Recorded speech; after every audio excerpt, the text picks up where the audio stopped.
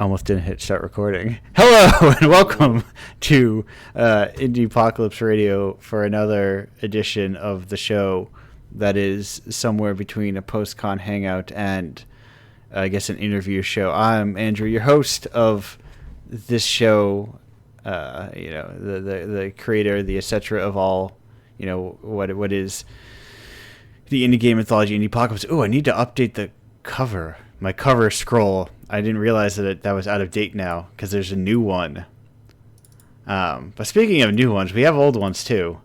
And guess from old ones. I don't like to think of them as old ones. I like to, support the entire extended library of it all. But our first guest, you may know in the context of this from issue 54 of Indiepocalypse with Airtime. It's Zen. Zen, how are you doing today?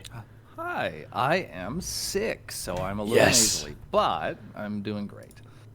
The kind of sick where it's like, oh, I'm great to talk, but if don't ask me to go run around or something. Yeah, no, obviously I have a permission slip from the teacher. I can't do the PE section of this radio show. Yes, I do put guests through rigorous physical activity. Which is weird, but I appreciate it. It's the importance of stretching, I just take it to the extreme. Yeah, it's you do owe me for the basketball hoop that I had to install, but that's fine. I'll get use out of it. I call that the extension of American culture. Yeah, really. No, that's fair. Really, a little Americana. I was going to say never hurt anybody, but that's not true. No. In fact, it does a lot of hurting people. A lot of damage, tremendous damage. Yeah, we import two things: violence and culture. Oh man. Otherwise, doing okay, other than being completely ill. Yes, but I can talk. Yeah, that's the important thing you need to do is talk. Yeah. All that is required for the show. You don't even need to look not sick. Not a requirement of the show. I'm wrapped in a blanket, but nobody can tell. So, hey, same here. Nice. But guests are not required to, have their cameras on at all times and do that kind of weird, sort of creepy, always smiling at the camera sort of thing that we feel the need to subject ourselves to now for some reason. God, I don't miss it. I used to have to do that a lot for work, and now I don't. It's so nice. Yeah, it is very odd how we just invent all these jobs for ourselves for no particular reason. Everybody likes additional social work and labor. Anyway, games, of course. So I have an important question, a modification of the stock standard Indiepocalypse question I need to ask every guest as part of my informal marketing. Because I had reached out to you, which is a thing I do on occasion. Yeah. Usually like one or two per issue. So the important question is, did you have any idea what this thing was before I emailed you? Actually, yes. I wouldn't say very familiar, but I was familiar with the fact that it had been going on for a long time and the name had been circulating for a while. So okay. I had definitely been aware of it. Do you now to the second question, where did you hear about it? Do you remember? So that's actually something that I took a while to try to figure out when you reached out to me. I spent almost the entire day being like, where have I heard that name before? Why do I recognize all of this? So truth be told, I don't remember. No, that's something I'm increasingly hearing, which I'm saying is good news for me. You sort of manifest out of the world. You are like a natural phenomenon, like sunlight. Everyone knows you're there. No one knows why or how. It's both terrifying from a how do I continue to get people to hear about this sort of angle, but also good in that maybe I don't have to worry about that anymore. Comforting in that you're ambient. Yeah, right.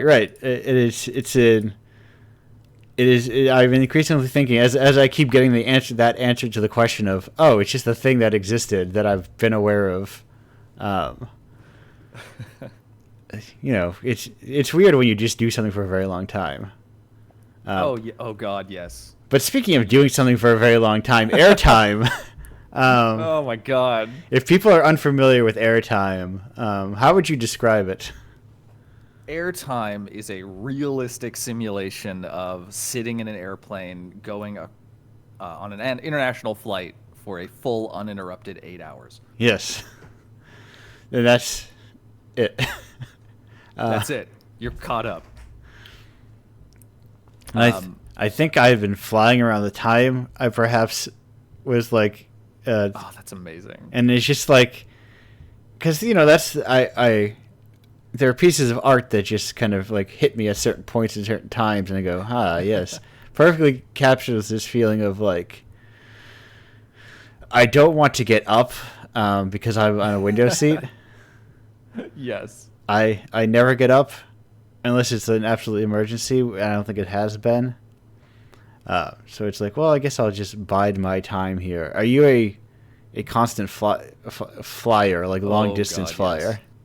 Oh god, yes. That has recently stopped, at least fingers crossed. Without getting into my history too much, when I was younger, I had a lot of reason to move around, so I was constantly moving. Yeah. I was always flying to different states, different countries, things like that. And eventually, when I got older, those distances only got greater. So I would fly between Canada and the U.S. constantly. Yeah, which can be short or long depending on where you were really going to and depends. from. Yeah. And frequently I was going, I was kitty cornering it from Portland, Oregon to Toronto, Ontario. Okay, yes, that is very far. So, yeah, just like corner to corner, 8 hours. Yeah. And also the weather changes. So ugh. No, I'm on the other side, so my trip to Toronto, very smooth, very easy. Boston to Toronto is like an hour. Oh wow, yeah. But same thing is like, well, let me just go to Vancouver. Just another eight hours. They made this country. These countries, they made them too big.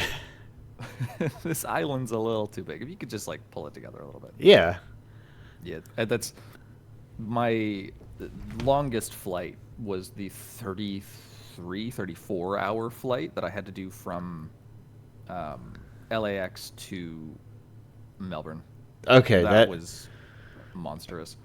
Sounds very, very. I put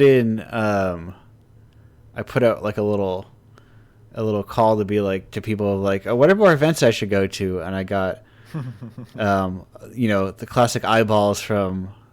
Okay, I know too many people who had studio names that have ghost in them. Oh my god! Is it Fuzzy Ghost? Right, that's the Australian one, right? Which one? Sorry, you cut out. Are they Fuzzy Ghost? Fuzzy Ghost. That doesn't ring any bells. I'm gonna feel terrible if I know anybody there. It is okay. Fuzzy Ghost. It is it is them. Okay. People who had made queer man peering into a rock pool. .jpg. Yes. And are working on the long-titled Slumlord game that I forget the name of. Yeah, Games Week in Melbourne is actually pretty great. And I was like, every time it's come around. Yeah, they got me thinking, maybe I will take a trip to could I justify going to Australia? I'm like, oh my god, I'm coming from the East Coast of the U.S. Oh, I wonder if to go around the world twice. Right, I wonder if it's faster if my flight just goes east. But because we are basically on opposite sides of the almost exactly opposite sides depending on where in Oceania people are when I do these 7 p.m. So sometimes it is 7 a.m. for them. A perfect 12-hour time difference. Yeah, which is why establishing some kind of schedule for this has been super easy, right? Yes, right. No, I used to do 7 because I was like, I've had dinner, I can relax, I can. But then I found I had many more European guests than Oceania guests. So I was like, I guess I'll switch it to 2. It'll make it easier as the default because U.S. doesn't change. There's so many people out of your region. It turns out you contribute less frequently, even though there's a lot over there. Yeah. But there's It's a lot. Time zones are a lot. Yeah, but they help us create order to it all. Yeah. Yeah. Makes sense of it all. But Hmm. now a quick scan of your bio. Oh yes. Of course, you've done plenty of work at like companies. One might call them. Now, You could call them that. now do you is like now does like independent work does like your independent work help to like it's the thing I wonder if like people who do more like experimental sort of non-traditional game independent work, does that translate into a job outside of I'm good at code or whatever your skill is, like I'm good at making 3D art.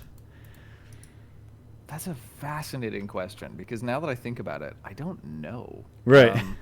Like, tragically, most of my professional work. Well, hang on. Now that I think about it, a lot of my professional work is like 3D art or like game dev stuff. Yeah. I made my hobbies into jobs, which is great. Everyone should do it. Yes, right. Anyway. Because then you always have the energy to go home and do them.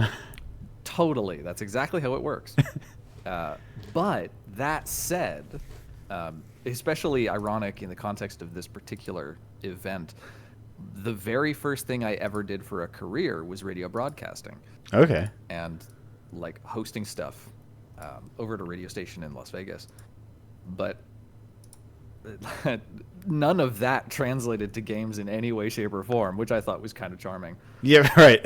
But the other way around is actually kind of interesting. Working as a generalist in games gives me appreciation for how different fields have to interact with each other, especially in like a larger project context. Yeah. So I guess indie projects have helped me with that. They've given me perspective on all the different things. When I was starting out in games, the thing that I liked to do the most was game jams. I liked to participate in like incredibly rushed and tight, like scoped projects. Yeah. And suddenly when you are on the clock for like 48 hours and it's like you and maybe one other person, you have to wear a lot of hats. You have to learn a lot of things very quickly. Yeah, I always. Oh, go on. No, I was gonna say I just always encourage people to at least try one game jam by themselves. Just it gives you a good perspective of like everything that goes into making a game. Yeah, oh yeah, and especially for like what to focus on, because before when you've got a ton of time or like the deadline's far enough away, you can just kind of be like, well, I'll get around to that. Right.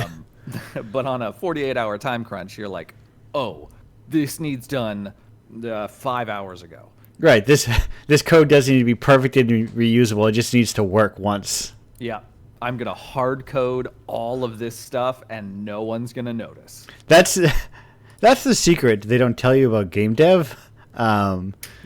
Is that nobody knows what your code looks like. Yeah. Well, until they do. Right. But usually you can just like slap bullshit together and call it, as long as it works. As long as it works. That is something that I routinely learn as a game dev is like I overcode something or right. go way beyond and future proof something and then like a few weeks later be like this has only gotten in my way. Right. I have come to the philosophy of like if I have to do something like 3 times, then I start like, okay, well, how can I make a script or whatever that does this so I don't have to type this out again? Yep. But I don't worry about that till I find myself doing it over and over again. Yeah, like I think my professional work definitely has not, until recently, contributed to game dev. Right. Mostly in that, like, I had a bunch of other skills that I could pull from, which is still very valuable, and I still, I'm still grateful for that. But in terms of, like, technical applicable skills, it wasn't until I got into game dev, and then I started taking jobs at development studios that my skill set sort of broadened even further.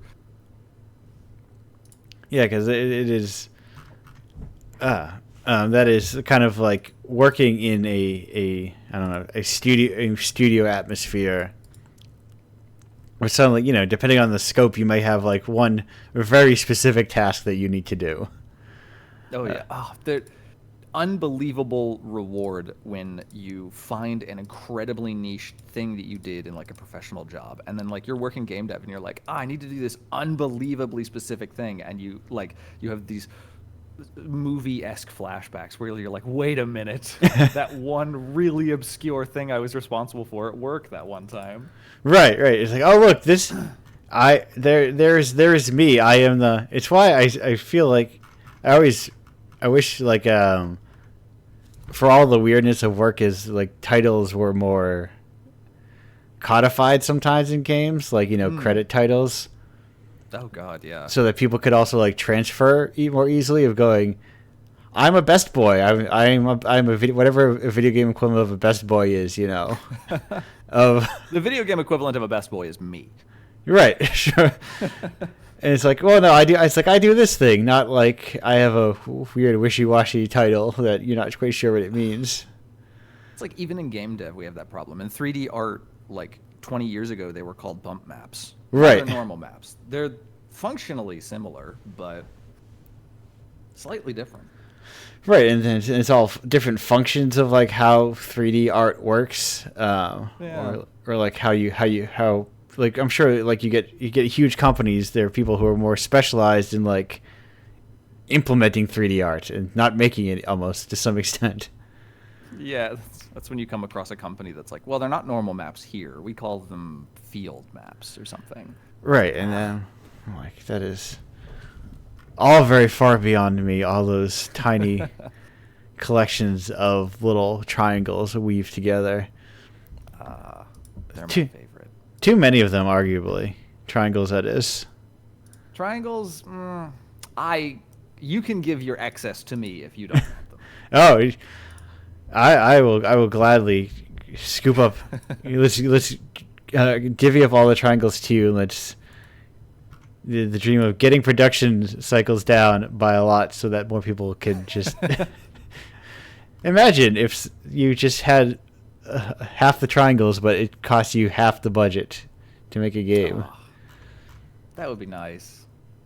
I'm not exchange my triangles for time. Whoa. That's fine. That's not a secret thing behind the scenes. That's not an issue for us currently. Oh, I see. Yeah, we're still good. Normal. Right, perfectly, just like the maps. A perfectly normal. Just part. like the maps. Just like what's it? Okay, what is a normal map? What the hell is a normal map? What do you mean? Oh god. Without getting too technical. Yeah, so the technical description. Yeah. I can give you the layman's description because Yes. that's all I've got. It is a texture that has a bunch of funky colors on it, but those funky colors tell your shader what direction the light is supposed to be reflected off that surface. It just comes down to like, I have a weird surface with some like indents in it, so when the light hits this particular area, it needs to fall off. But there's like a tremendously deep technical explanation that You know what that is? No. That is more than I had ever known in my life about cool. maps. I had always heard these terms. It's adjective map, and I'm like, yeah, of course. Yeah. But I tried the bold thing of saying, I don't know what that is. Why don't you tell me what it is? No, that's perfect. I am a 3D artist is like my primary fixation. So like, yeah, I know everything about those maps, nothing about real world maps. No. Geography and cartography was never my strong suit. Yeah. Technical maps. I've thought about if I would be able to get. I can specifically get home fairly easily. I think. If I did not have a phone to tell me how to get there, and I was like, hours away, I think I could still get home. Only because I live on like a choke point, basically. So I just like I have a nasty history of getting on the wrong bus or train.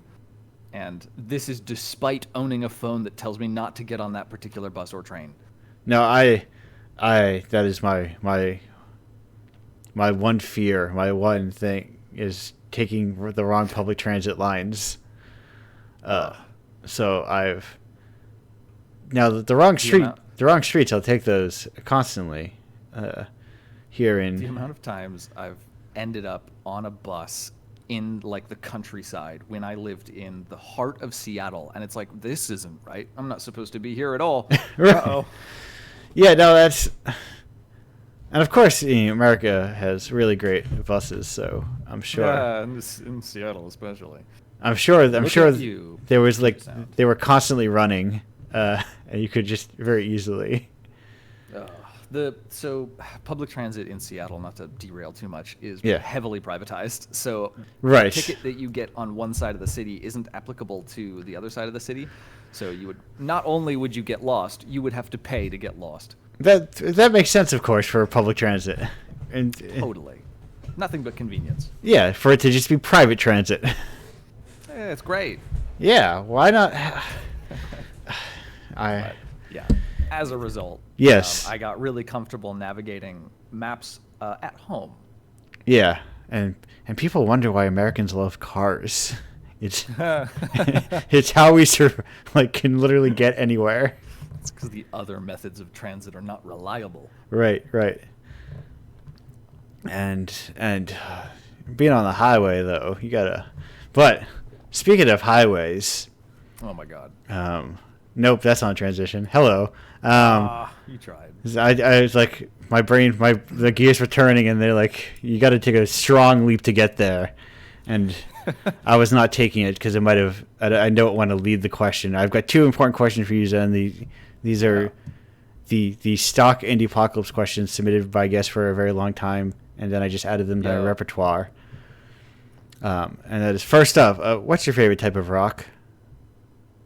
Oh, this is not a good question for me. Oh no. So, for context, Yes. very recently I got way into geology for absolutely no particular reason.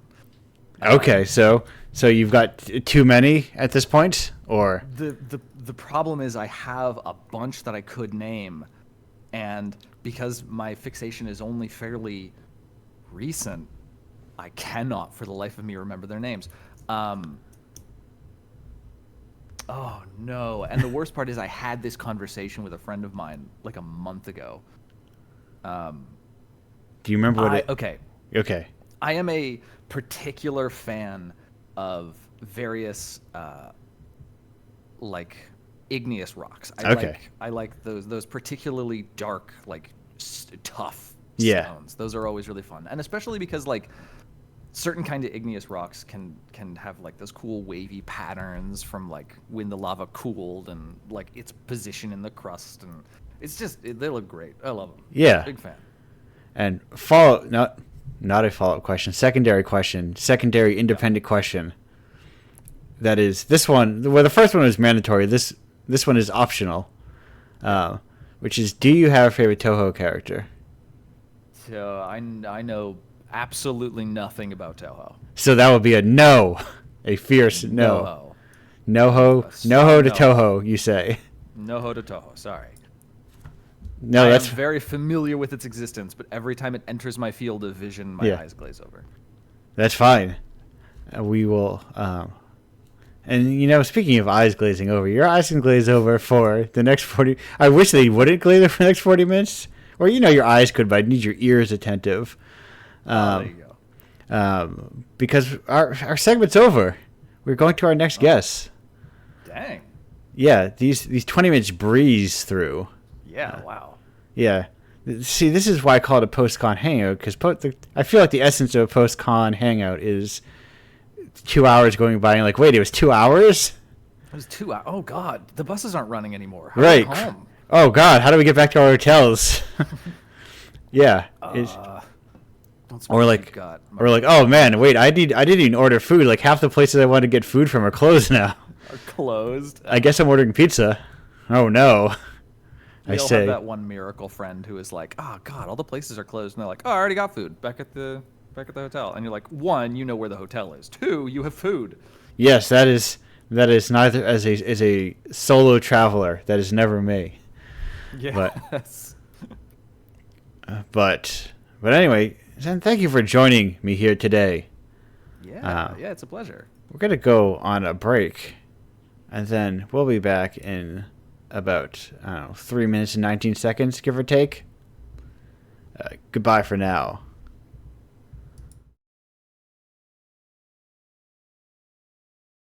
Hello, and welcome back to Indiepocalypse Radio. That was Bomb the Music Industry with Can't Complain. We are here with our next guest, who you may know from just an issue prior, issue 53 of Indiepocalypse, with This Is Normal. It's Anna. Anna, how are you doing today? I'm doing great. Thanks for having me on. No, glad to have you on for this intense first public interview. I hope you're ready for the feet to be held firmly to the fire. Yeah. Thankfully, I can't see anybody, so yes. I feel like we're just chatting. that help. I think that helps a lot. Both, I think it can help to also.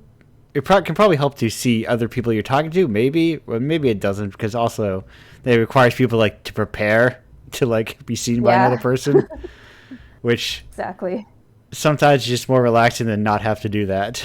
To be like, yep. Okay, I'll miss some visual cues in terms of like, is this person starting to talk, or are they, what do they look like?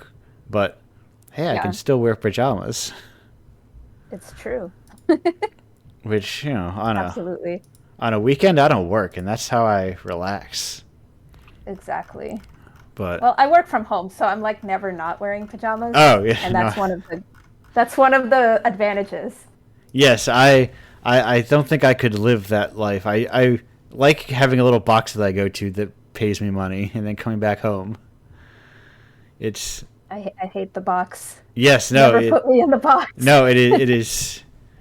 It is like I don't think it's one of those things where it's neither good or bad. It's just, do you love the box or do you hate the box? Yeah, exactly. And I'm not a box person. But speaking of boxes, computers are like boxes, and then we make things and we put games inside of them. And you made a game. You submitted Indiepocalypse. Anna, how did you hear about Indiepocalypse? Thank you. Yeah, I did.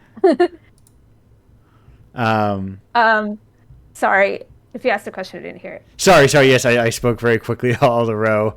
How did you find out about Indiepocalypse? Oh, on co-host, actually. Okay. So I got on co-host, and I saw your posts all the time, and the games are really interesting, and I would, go and check them out on itch, and then I eventually bought an issue, and it was great. It was awesome. I really liked that you packaged it in Godot. It was like a really neat thing. That is all thanks to Ash K, who made that, along with the help of other people. It's an open sourcey sort of thing, so I don't remember all the other credits for people involved, but Ash K is the primary architect. That's awesome. Yeah, it's an open source thing that anybody can use to package games. Very cool thing. Mm-hmm. Yeah.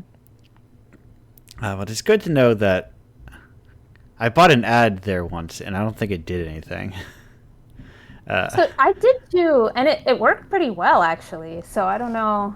Well, I don't know. My definition of good is like 20 people. So. Right.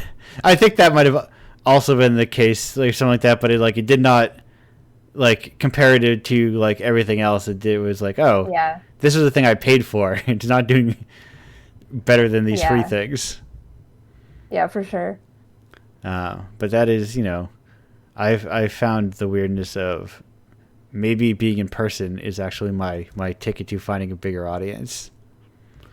And yeah, like events and stuff. Yeah, and like my online presence is to make sure that people keep submitting to it. Yeah, for sure. And speaking of people submitting to it, for people who aren't familiar, how would you describe This Is Normal?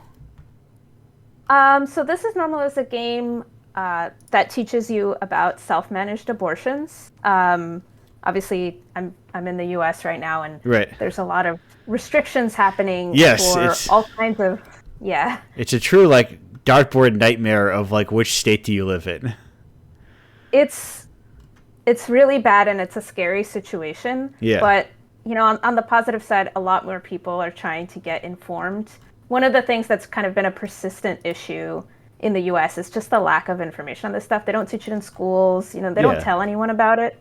So when when I kind of saw that this was happening even before the Roe v. Wade decision, I was asking like, how can I learn about this? And I got trained, and then I was like, this is impossible for anyone with like a low amount of time to comprehend.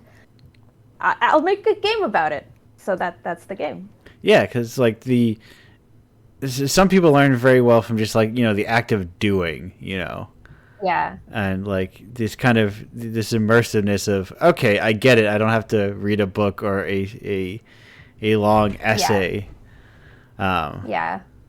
Or a scary looking website. Yes. That has medical, language. Right. Tons of medical jargon that you don't quite fully understand. Yeah.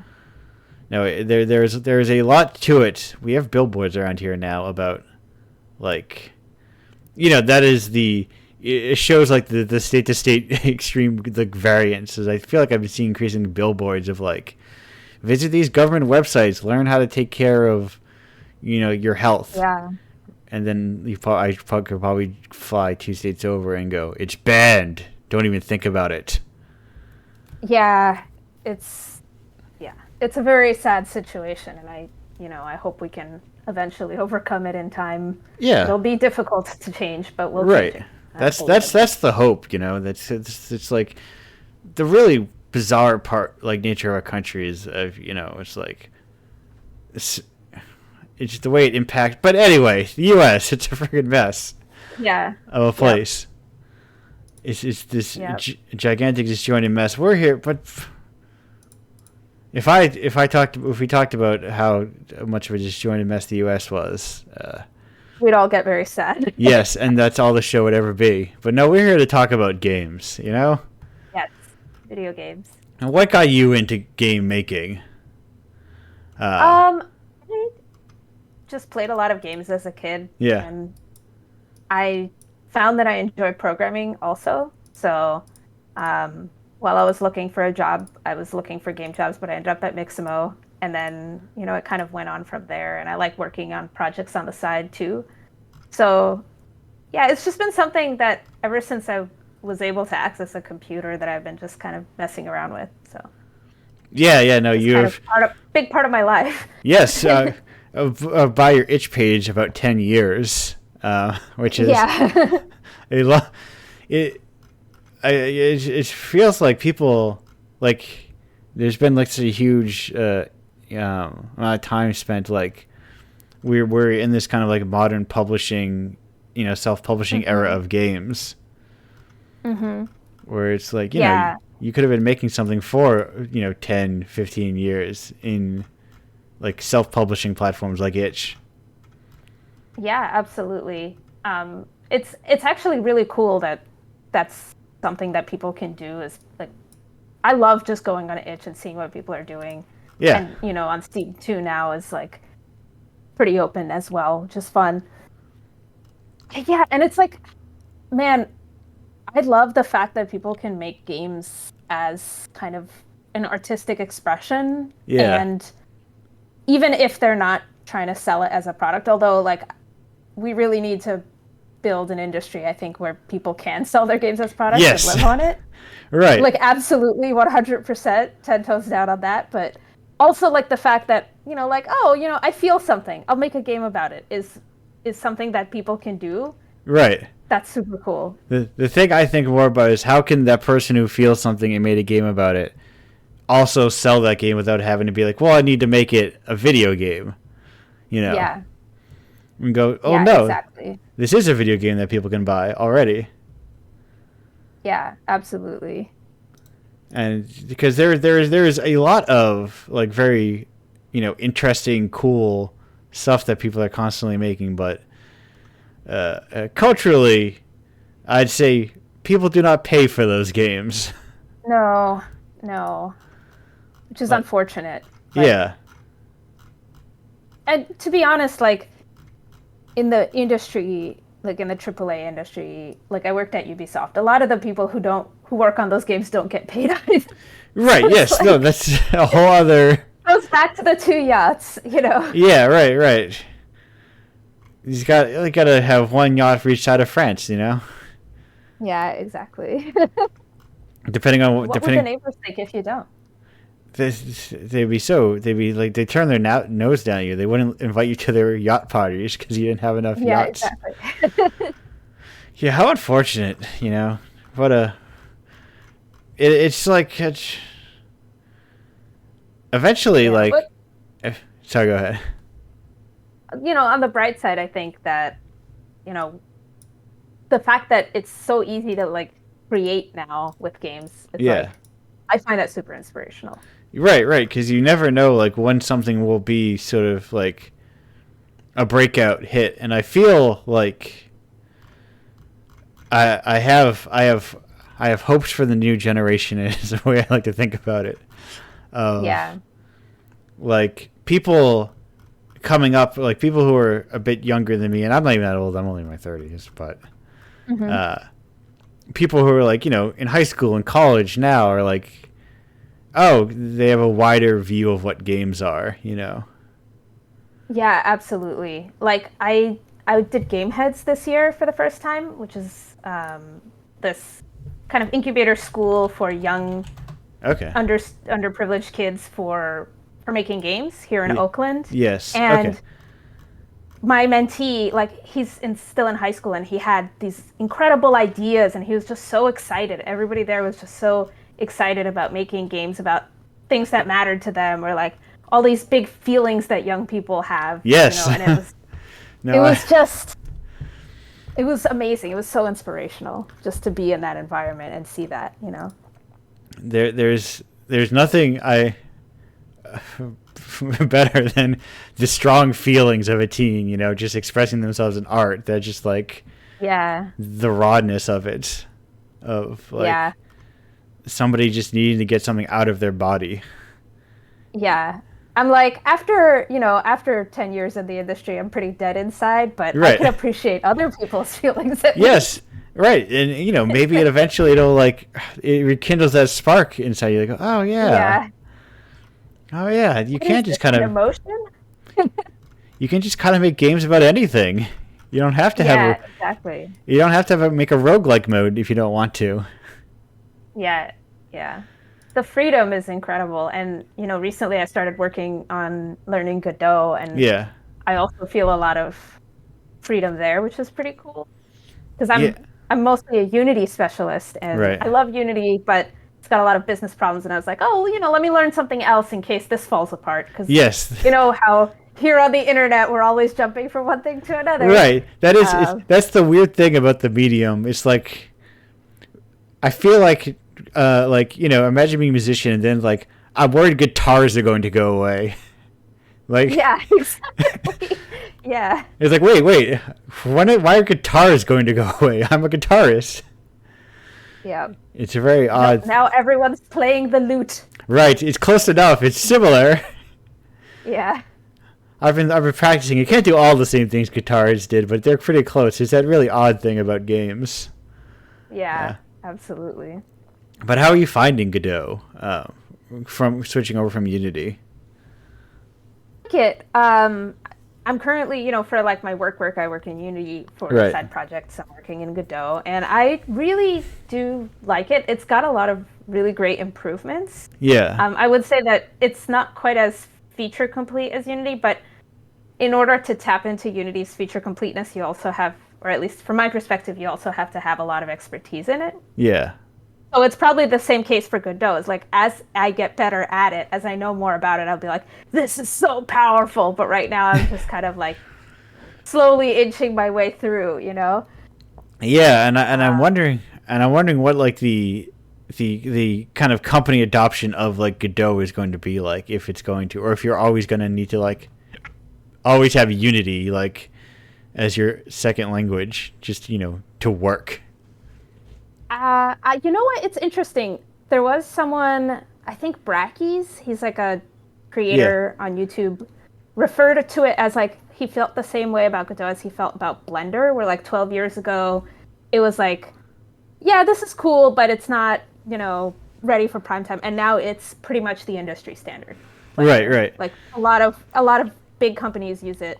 And I think Godot, like if they can continue to develop themselves, they will eventually end up there. I think a lot of companies have interest in using it because Unity is very, very expensive. Right. That's right. That's if you could be saving tens of thousands of dollars. So right, it's like just go to the free thing. It's like, oh, we can just use the free thing.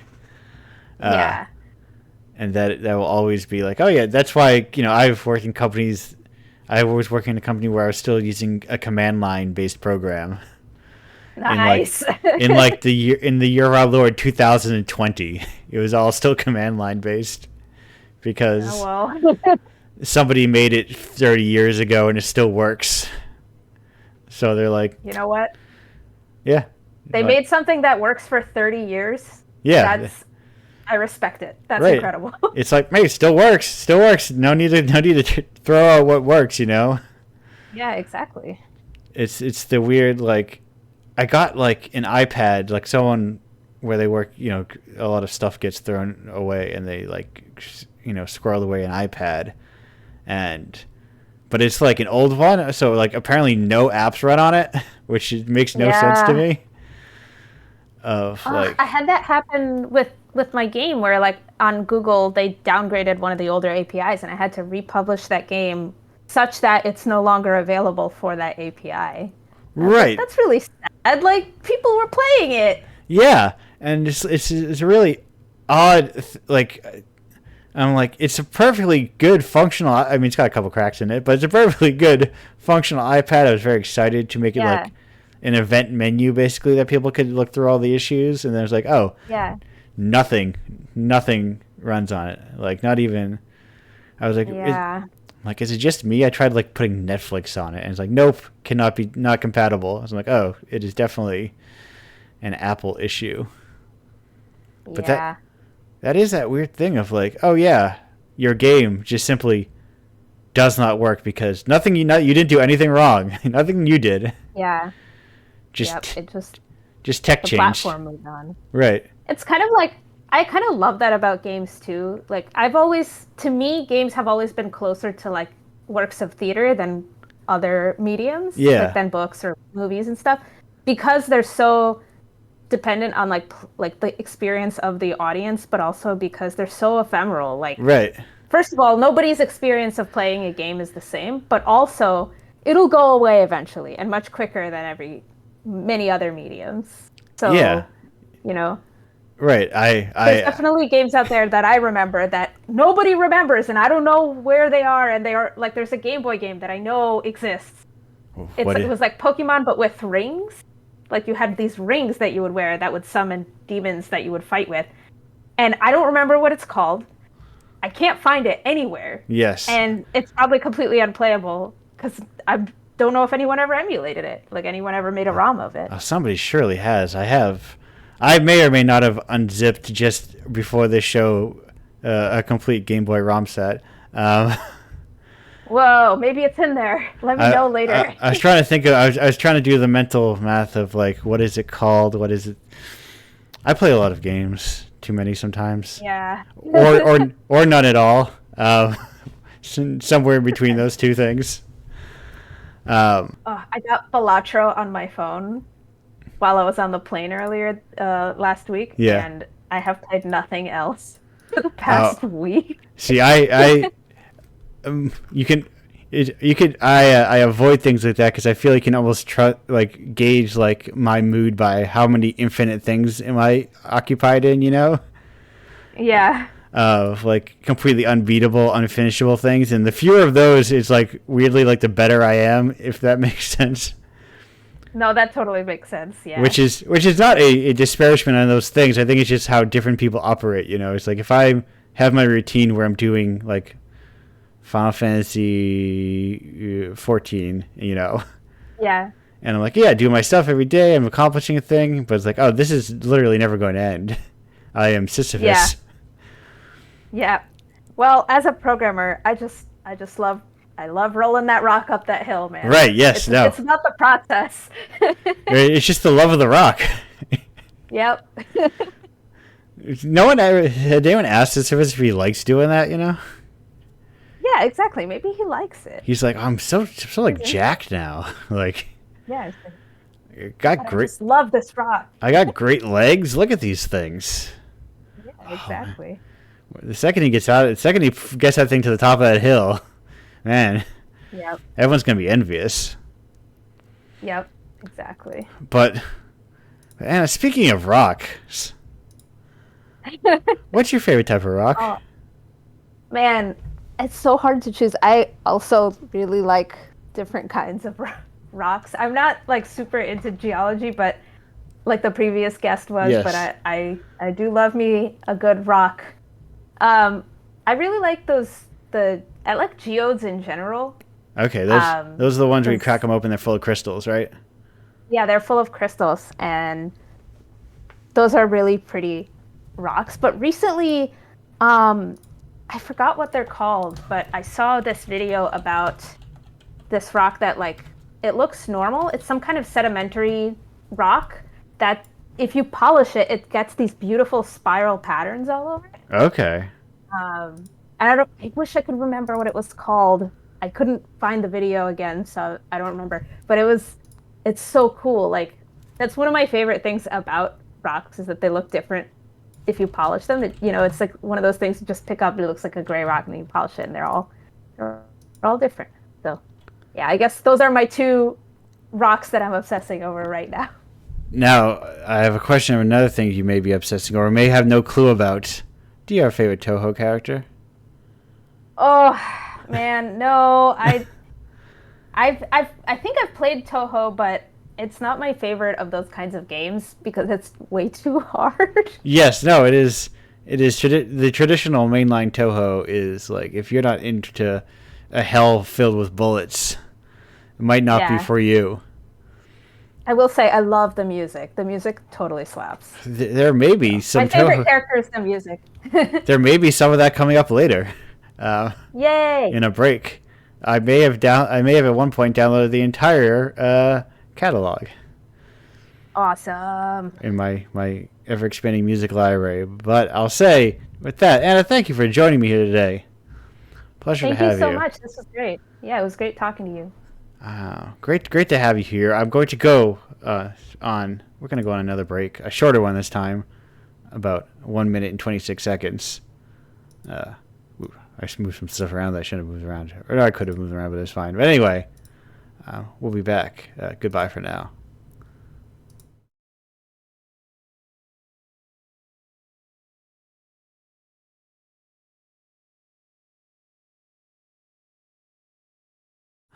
Hello, that was Ball Boy with "I Lost You, But I Found Country Music." We are here with our final two guests of the show, unrelated to games. We are here with Sarah and Steph from Lucky Pocket Press. Hello, Sarah, Steph. How are you doing today? Hi, doing good. Oh, this time I need to make sure I have Discord up so I know who is talking because there's two voices. Oh yeah, sorry, we're not in the same room today, so. No, that's fine. So if people, I feel like the name gives it away a little, but if people are unfamiliar, what is Lucky Pocket Press? Yeah, it's it's me, Sarah, and Steph, and we are a micro press, indie comics publisher. And Artist Collective and Risograph Press. Yes. Kind of a lot of things, yeah. Right. The multi-hyphen that comes with being like indie small press, you know? Exactly. Of like, oh, I guess we just kind of do, I guess I do everything kind of mentality. Yeah, it's totally. Of whatever you do. And because you just had a book come out, come out fairly recently.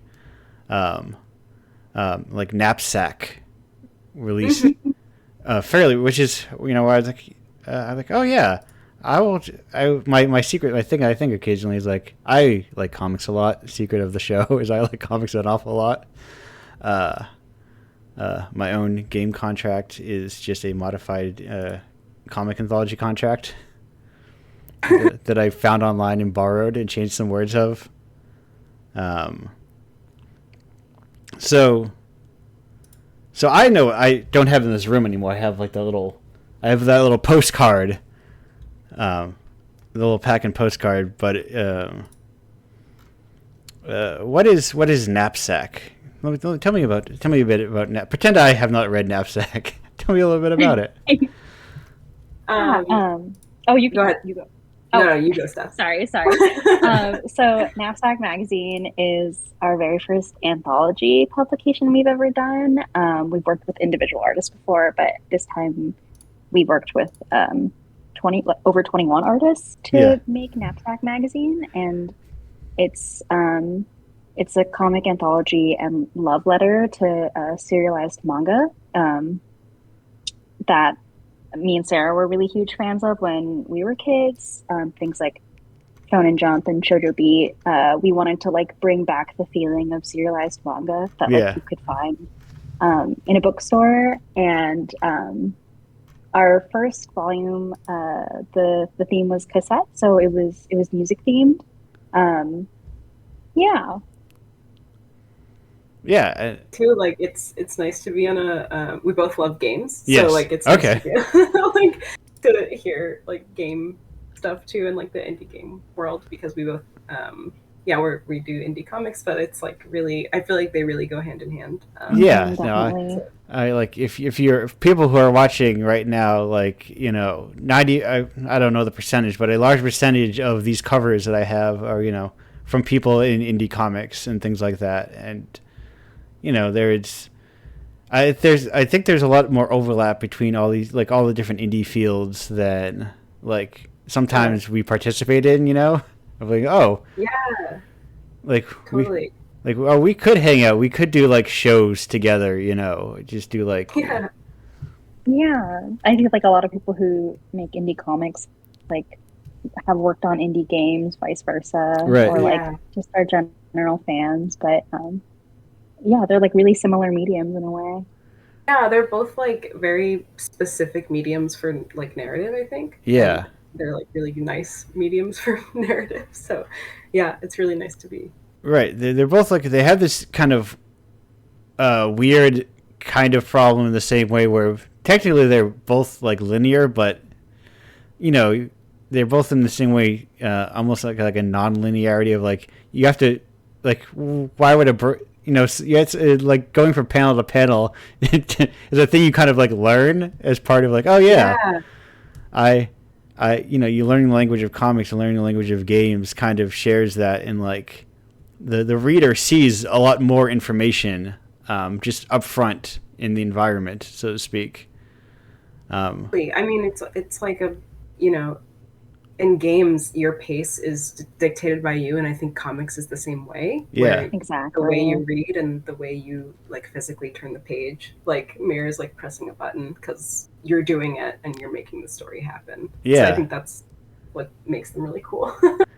And it is like you have to, the same things of like, paying attention. Like if I want to have something hidden, I have to make sure it's on a next page. Yeah. Exactly. Or else, in the same way of like, I need to put it behind I need to have something that's outside of the player's like camera view, or else it gives away the secrets. Exactly. Yeah. It's very there's a lot of like cool stuff to just like people getting very like cross discipline and working with each other. So now, this is me speaking from one anthology maker to another.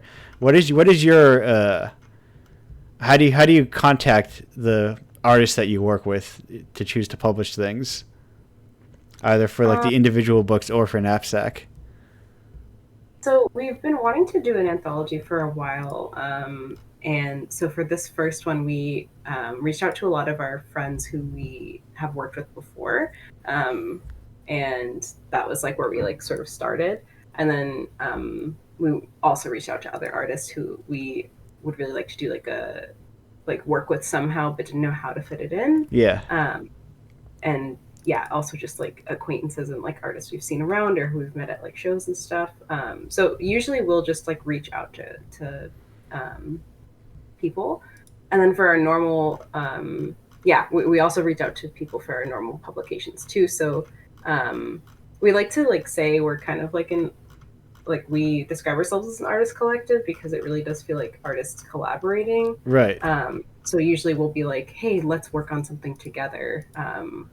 Like, do you have a story you want to tell? And we'll like reach out to people directly, and like those people usually will meet either like online spaces or in like indie comic spaces. We go to a lot of indie comic shows, and yeah, so there's a lot of like fun meetings that happen there, and again in online spaces. So Yeah, that's like the one of the things that I am endlessly envious of is just like the long tail culture of like alt underground comics that gave you guys a bunch of good shows to go to.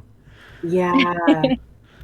That is like that which is a scale that doesn't like exist quite the same in games of like that kind of like. Yeah, that's true. Like True, I've never thought about that. Like there's not the same sort of like more alternative, like, you know, and even those are within scales. Like SPX is a much bigger show than like, you know, whatever my local show is Mice. Oh, we'll be there. Oh, I may be there. I usually try to go to Mice and buy too much stuff. Because now everyone has Square readers, and it's a terrifying prospect. Oh my gosh, yeah.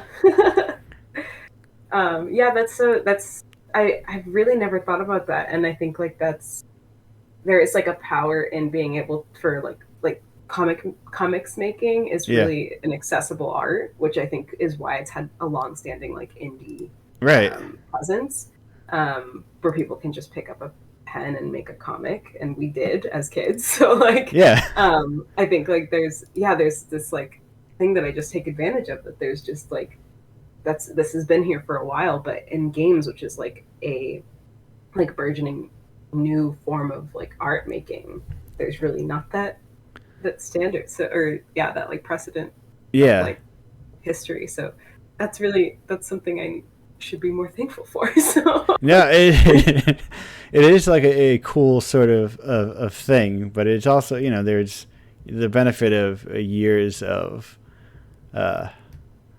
you got old people to complimentary in comics. The benefit of having old people.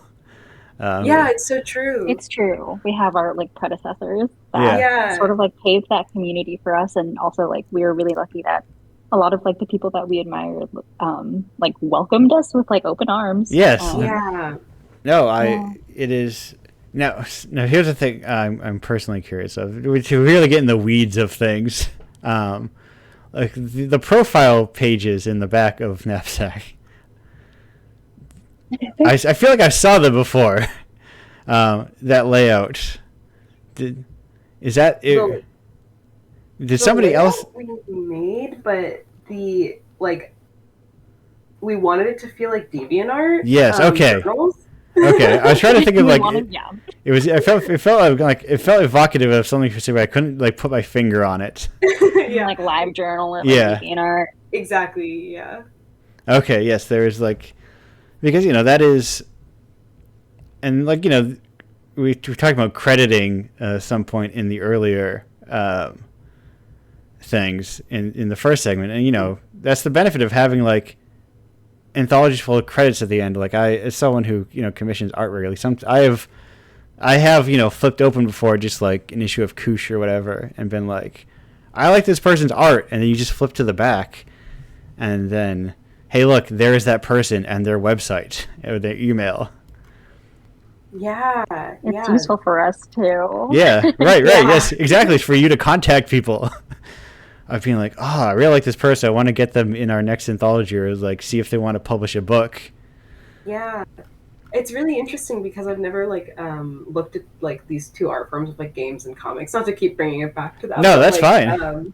Like there can be art in a game that you're in love with, but there's no like credit sequence where you're like, this is the artist who did this game. It's like a really collaborative thing. So it's even in like indie games, like, I don't know, I guess it's just like, it seems like there's a lot of like, they always seem really like impressive to me, both games and comics, and then like how they differ always, or not always, but like in this moment I'm just like, wow, there's really like some really big differences. Yes, there is like, for one, I think there's the one thing I think about in games a lot is sort of like, I feel like while games have like way more money on like the top end than comics do, Yeah. Comics is not, you don't make like, there's no like Balatras of comics where suddenly you're a millionaire or whatever overnight because you made a good webtoon. Yeah. But there's also games like that sort of, I guess I don't know what you call it, like low to mid con scale kind of like, oh yeah, I can go to cons and make a decent amount of money, and it's not a lot, but it helps me sustain myself. Yeah. And there's these different kind of like, weird ways to sort of like learn from the different mediums and bounce off of each other in different ways. Totally. Now, you mentioned you have a lot of risograph printing. As someone who, speaking of normal maps from the first segment, someone who has heard the word has a vague idea of what that means. What exactly is risograph printing? Yeah, it's a stencil duplicator machine. Okay. So basically, it was created for office use, and it's like the automated version of a mimeograph. If like anyone's familiar with that like printing method, it's basically like people describe it as like a Xerox printer, but with like a little screen printer inside of it. Okay. Yes. Okay. It prints in layers, and it uses like these nice bright poppy soy-based inks, and you just print one layer at a time. And because it has these really nice bright ink colors, and it's this sort of like semi-automated printmaking process, it's become really popular within illustration and small press comics zine communities. Yeah. Yeah, but it's like an accessible form of printmaking, where you don't really have to. It's really user friendly. It's like a machine, and you get it, and you can just use it. And there are a lot of community spaces around it, and it also has a long history of like being used in DIY spaces. So like basically since its inception. So it's a really like great art making tool. That artists have kind of like co-opted. Right, because I mean, I feel like so much of the history of like alt underground comics is built out of, my company has a printer that I can borrow. Exactly. To print a lot of comics for the show coming up. Yeah, exactly. How can I make this book happen? Like, how can me, one person, make a book for like the cheapest possible exactly. level? And I feel like that's like a lot of the same thing in the small press of like. Well, we made our book. Our last book funds our next book. Yes. And it's all this like this cyclical sort of like, I made this so that we can now make this, so that we can now make this. Totally. So like how we run, basically. Yeah. No, I've talked to other small press folks, and this is. My most indulgent of guests are both other small press publishers and comic artists.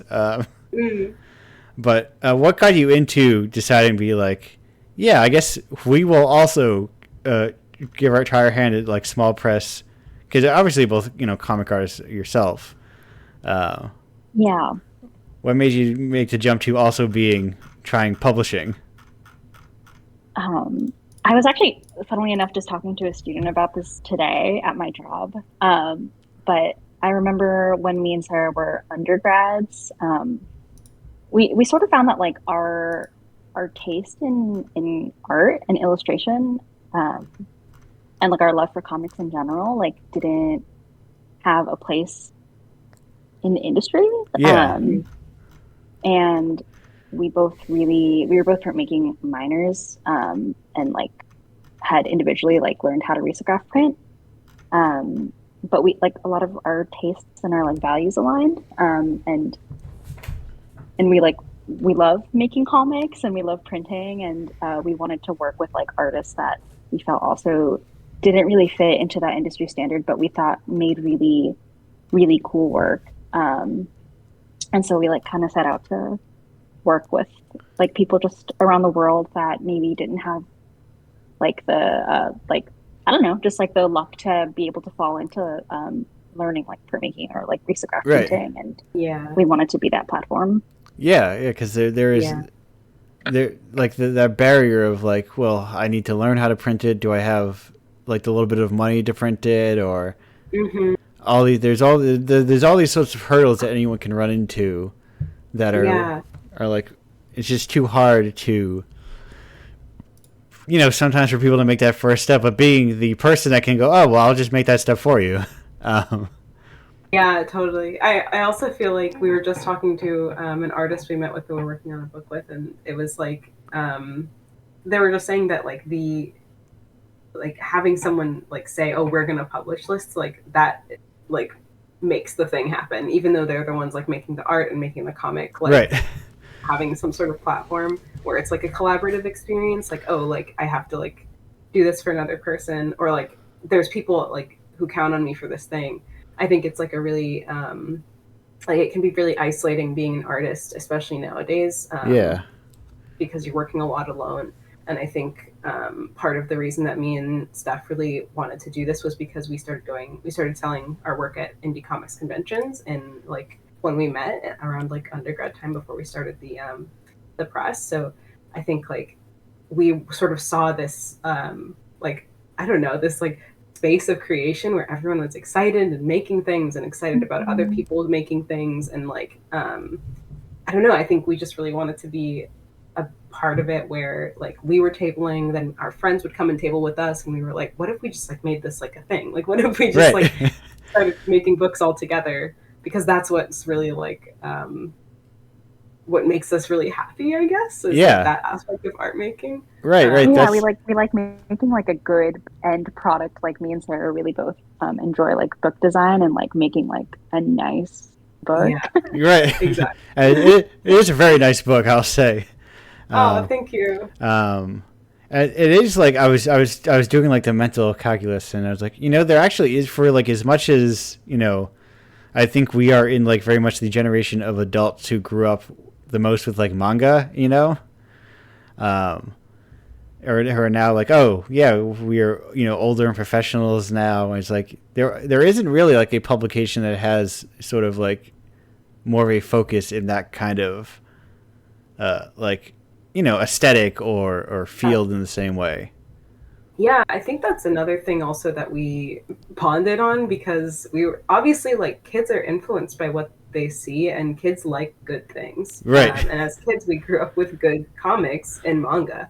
And I think like there's this like long-standing tradition of like Western art and like the Western art world just like looking down on non-Western art. Right. So I think The horror stories for a million art students being told not to draw it like in the manga style, exactly. I was one of them. Right. Yeah, exactly. So I think like there's this like I don't know, there's this like indie comics just feels so like such a great place, because we're all like, yeah, of course we're influenced by manga. Like it's good comics. Right. Like, it's no like hiding it.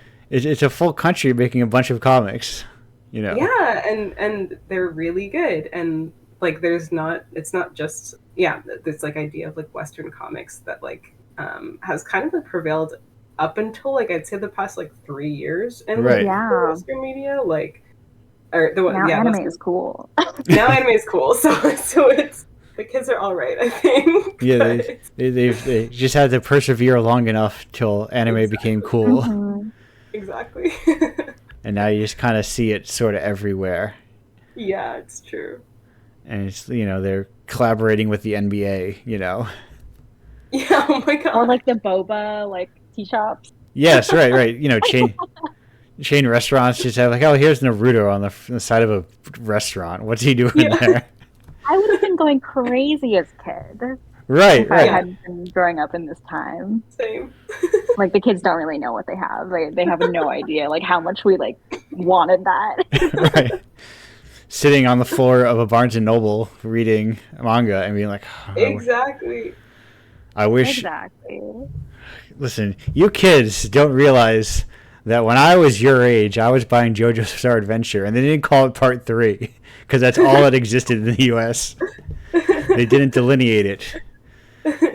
And now you've got your animes and your nice hardcovers and everything. Mm-hmm. But I guess that's like what we wanted to capture with Yeah. Knapsack is like this like special feeling of like I don't know, like manga was so rare and like there was like this magazine that existed and it like came out like I guess like concurrently and I don't know, it was like life changing to like read this like thing. Yeah. Yeah, it felt really special to read a story. I don't know, there's this like fever that like would come over me as a kid, like Right. and Well, like, you open this basically giant tome of like of like 15 different artists, you know. yeah. And you don't even know what's going on in the story. Yeah. Right. It's just like, oh, I found this copy of Shonen Jump in the break room. I'm going to read this. I don't know who this Goku fellow is, but he seems like he's having a rough go of it. Yeah, like and like even with anime, like it's just like, you know, if you're able to watch Toonami on a right. school night, like you do not care what 100 of episode like you're in. Like, Inuyasha is on. You're right. Inuyasha's on, you're tuned in.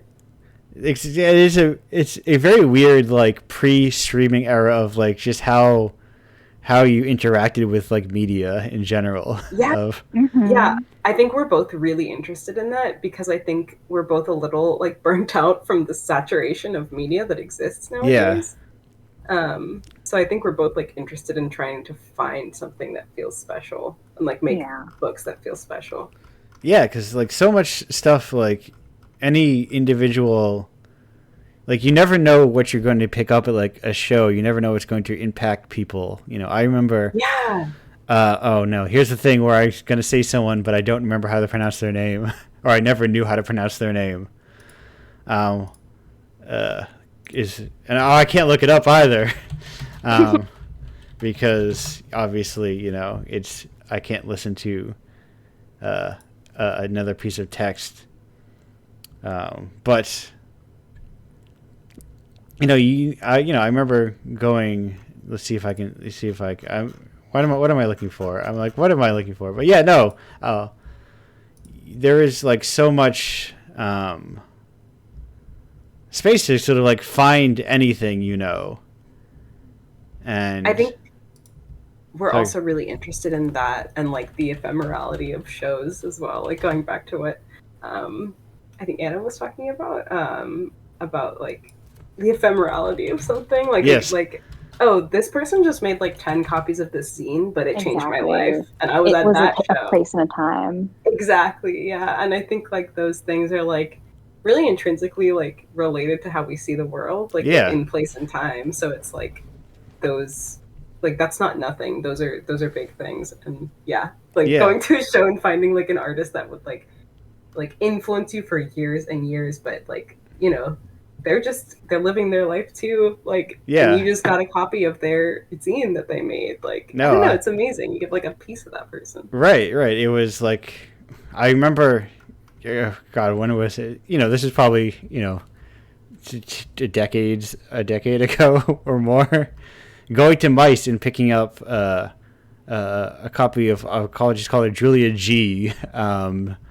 Flesh and Bone, and it just it became like a shorthand of just like, you know, passed around our friends like, yeah, no, this is like what was ostensibly like a random comic that I picked up at a show, and then it's like, oh yeah, no, this is, you know, granted, you know, she also went on to be a very well published author with time. But you never know who is that person, like, like they kind of like surfing from popular social media thing to popular social media thing, you miss out on all of that sort of stuff. I think that's another thing too with like physical spaces is that like to a degree you can see a lot more like how your art impacts people, how just making something impacts someone. Like as an artist in like a digital space, which we all are of course, but like it can feel really lonely because you're not getting like someone can say like this is really great, but it's like a moment. It's not like an interaction. Like when someone says it to you, it's a lot different. Or when they pick up your art and they say, "Oh, I want this. I'm going to exchange like money for your goods." Like that, it just means a lot more. It's like I am someone who personally has a lot of difficulty parsing meaning from like a like and a share, Yes. Right. Same. It's hard to mean something to me, but someone going, "Oh man, I like this. I think this is cool." Yeah. And it's a thing where theoretically you reach 100,000 people or whatever, maybe if you get a really good post out there. Mm-hmm. But like going to cons, I think like, oh, if I sell something to 100 people, I broke even. Like, that's so few people.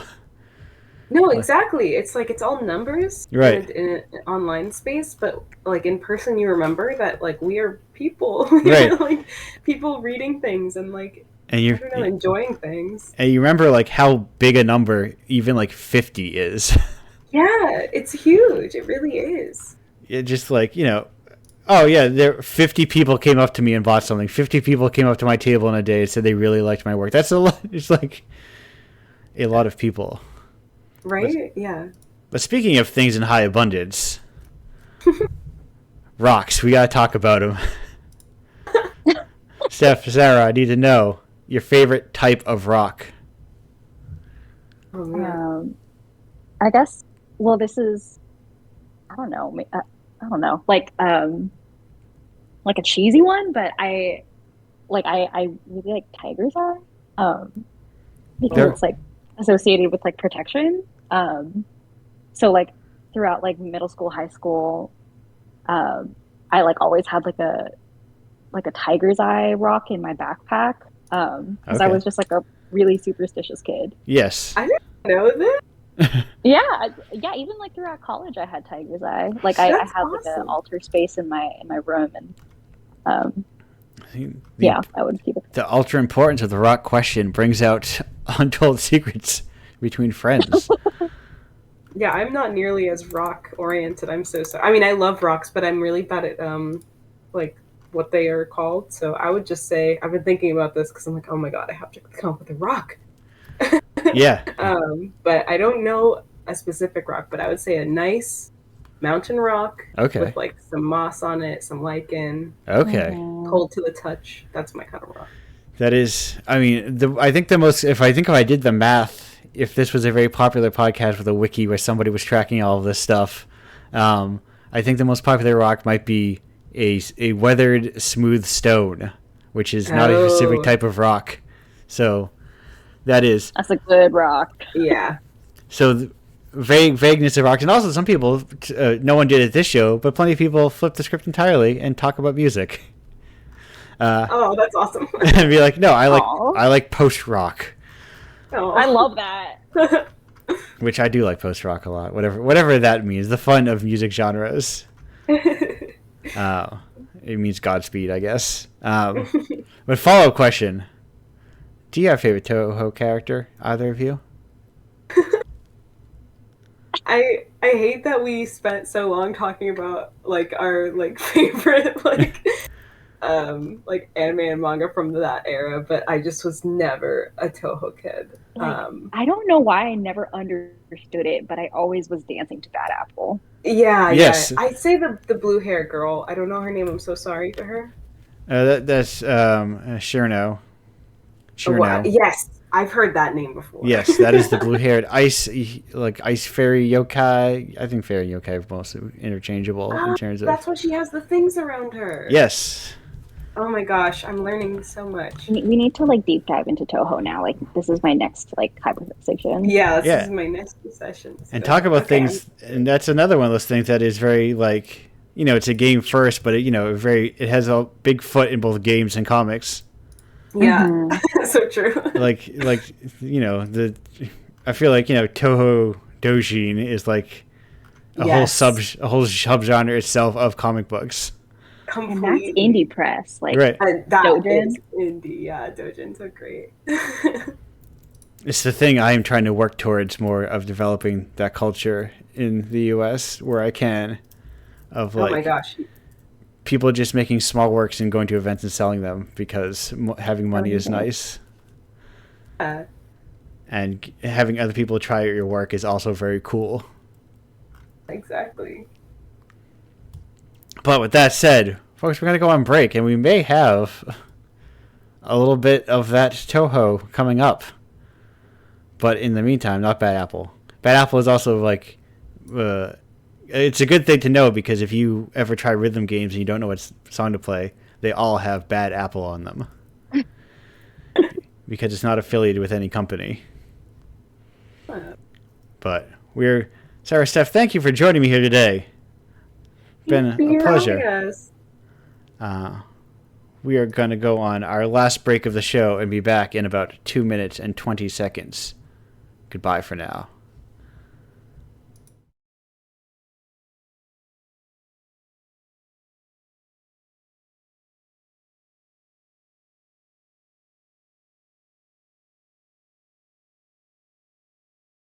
Hello and welcome back to Indiepocalypse Radio. That was Two Minds of One Body by, let's see, oh yes, I do remember this. It's U2 Akiyama. I challenged myself to not translate the name to see if I could remember it, and translate it myself on the fly, and I succeeded. We are back here with the whole crew. Hello, whole crew. Hello. Hi. I was looking up, what was that thing called? Did you say Spectrum Crush?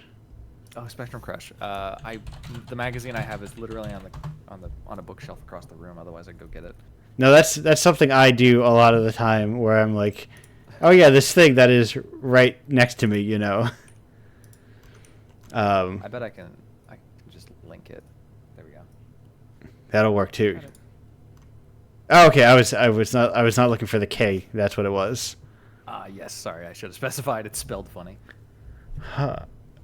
Okay, that is something I am going to look at. I'm going to look into. I am clicking on their Twitter, It's so good. It's so good. I'm in issue 3. Nice. There is, there is My affiliation might bias me, but I still think it's cool regardless. No, it That's looks. awesome. It does look very rad. It is like, you just pitching stuff right into my wheelhouse of, like, how do I find these people? How do I? Yeah, this looks incredible. Yeah. Yeah. All their followers are literally who are their followers. It's Fantasia Malware, Gurn, Farfaba, Spiders, all like. Oh yeah, it's just a lot of very also alt artists, Yeah. which is a very, very cool stuff. But no, and now me. So that I remember. Yeah. Because there is like, I've been doing this for 5 years, and there's always things you're gonna miss, Oh yeah. Yeah. There's a glut of resources that are just like. It is kind of an embarrassment of riches. Just like, oh man, there's so much good stuff, but Right. I never know where to look. Yeah. That's why I never worry about people being like, oh, it's been 5 years. Shouldn't they have been paying attention to Indiepocalypse by now? It's like, well, there's so much stuff in life, It's so easy to overlook something no matter how long it's been running, Yeah. Yeah, for sure. But speaking of how long something's been running, something's been definitely running for a while. It's like, it's Mario. So I have an important question for the crew. What's your relationship to that funny little guy?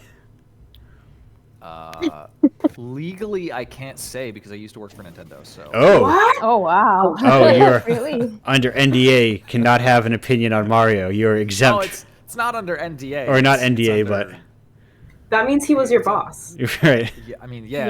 like literally that. I'm not allowed to like. You can check the screen door review, right? So. Yeah. That's funny.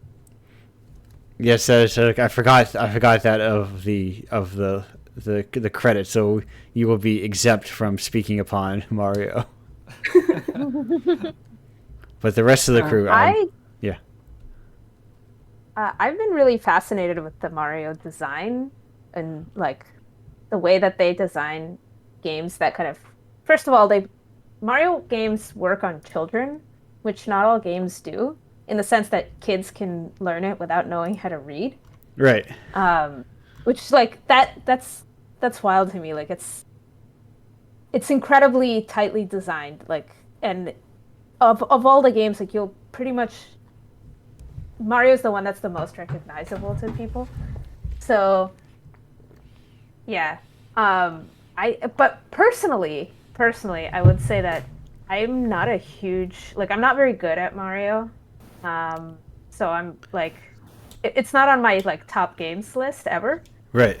But I like, I'll watch playthroughs and stuff and find the design always really, really interesting. Yeah, no, I played through. Oh, before this very show, I was playing Game Boy Donkey Kong, which Yeah. I was like, oh my god, I played it a lot when I was younger, because we had it, and apparently I was really bad at it. Playing through it now, I was like, I don't remember any of these levels, but I thought I played this game a lot. Yeah. But do you remember Mario Tennis for the Game Boy Color? I did not have. Was that a Camelot game? Was that in their wheelhouse? I don't remember. Let me see. Look. Camelot. Was that before or after the N64 Mario Tennis? I typed Probably in, after. I No? typed in Camelot GBC as if that was going to help me. Yeah. Wait, is this thing like a rotoscope game? What is this?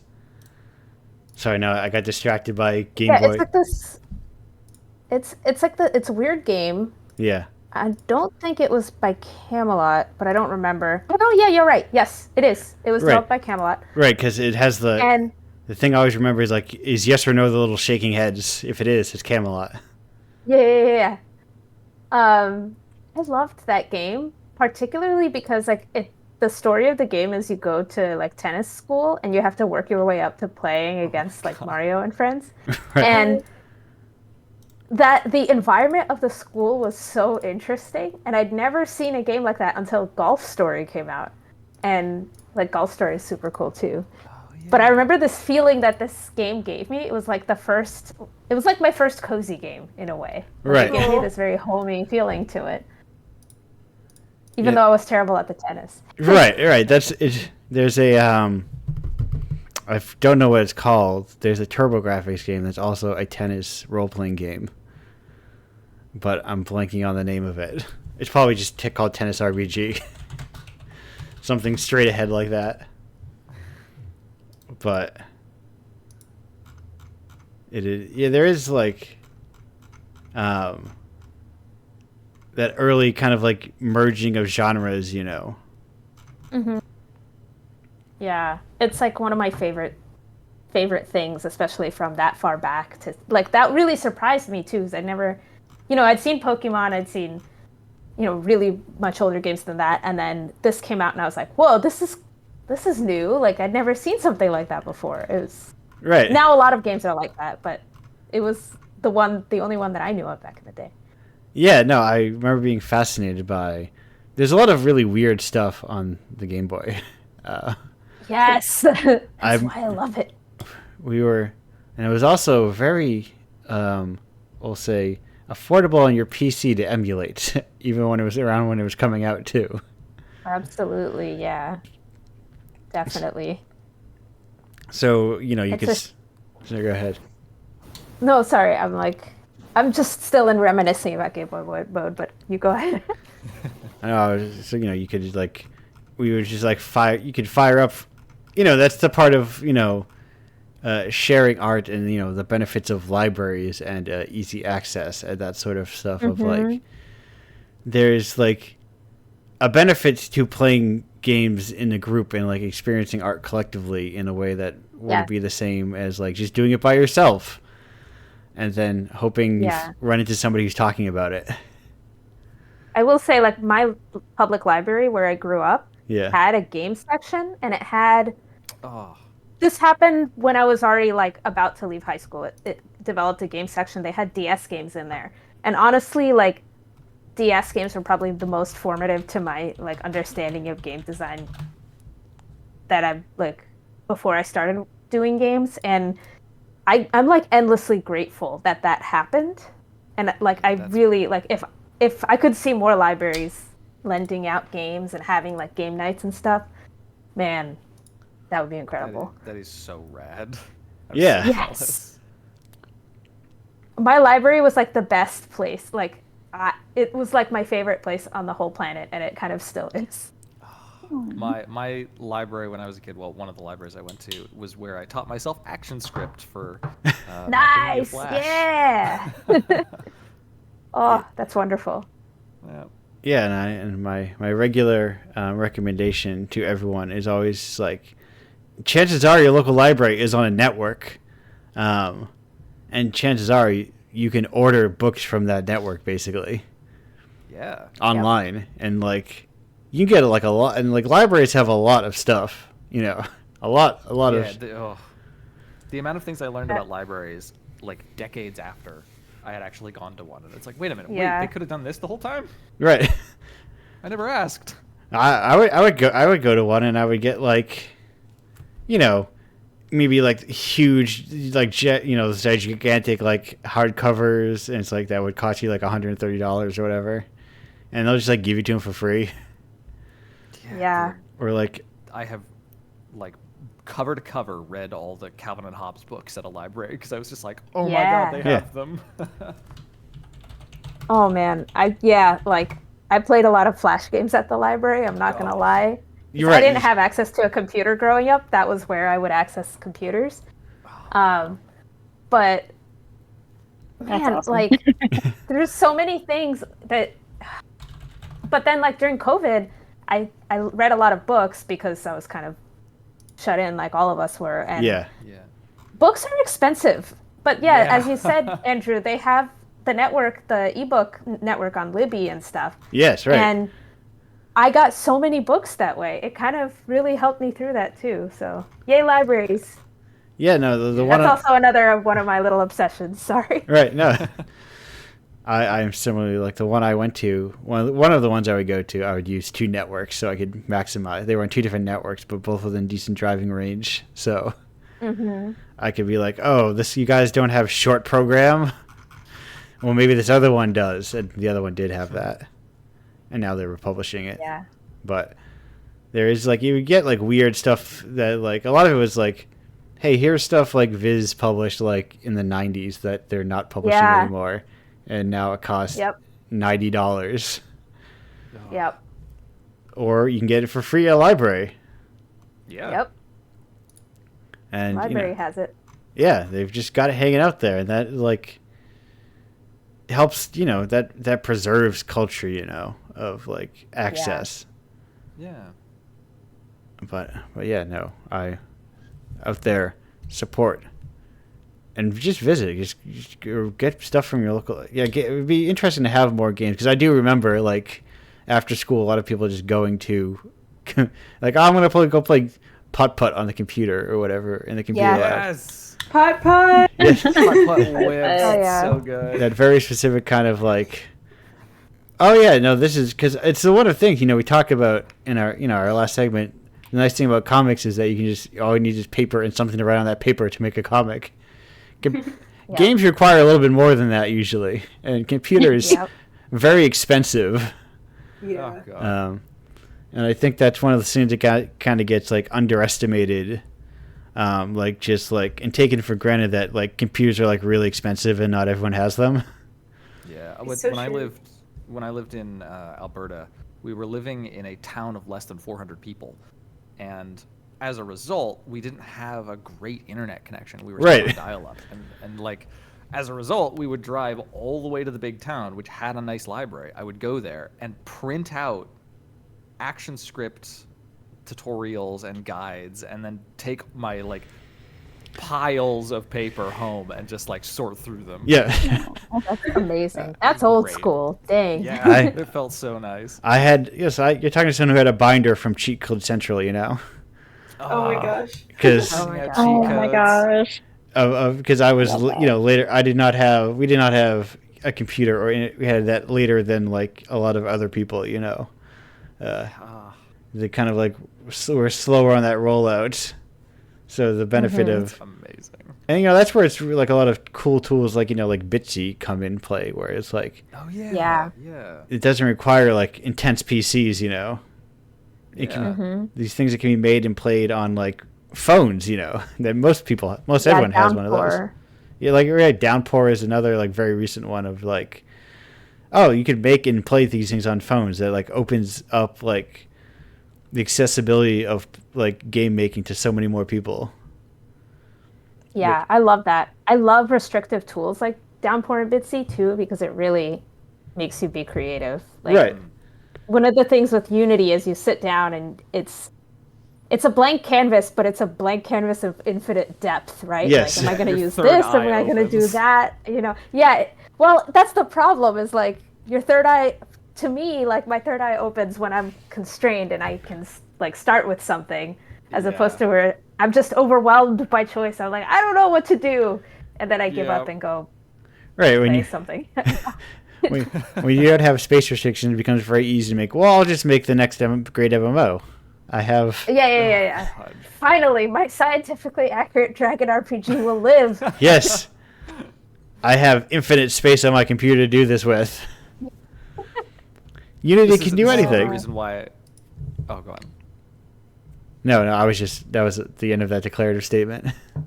Oh, I was just gonna say like, this is why I spent so much time in game jams, because Yeah. as soon as you have an environment where you have like excessive restrictions, you have to get very creative. Yeah. You know, it's like we were talking about in the last segment. You know, just having like a publisher. You know, someone who's like, oh, waiting for your work also changes like a bunch of that of like, oh, yeah, right. Like, you know, Oh, 100%. like, oh, I'm making this for somebody else instead of like just myself. I mean, theoretically, in a lot of ways, you're always making art in a way, often for somebody else, even if a lot of it is for yourself. But